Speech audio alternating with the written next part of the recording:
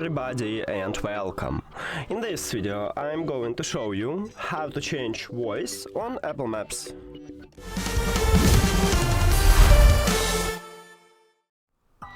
You have to start by open settings, then we should scroll down and you need to find Siri line. Right here we have it, tap at the line, and at the fourth line we have voice. Tap at this line, we have some voices. Also, this voice depends on the language you choose. If you say select Spanish, you will have another voices. But I use English, so I have presets here. Firstly, select variations. American, it's okay for me, but you can select something else. And then we have voices.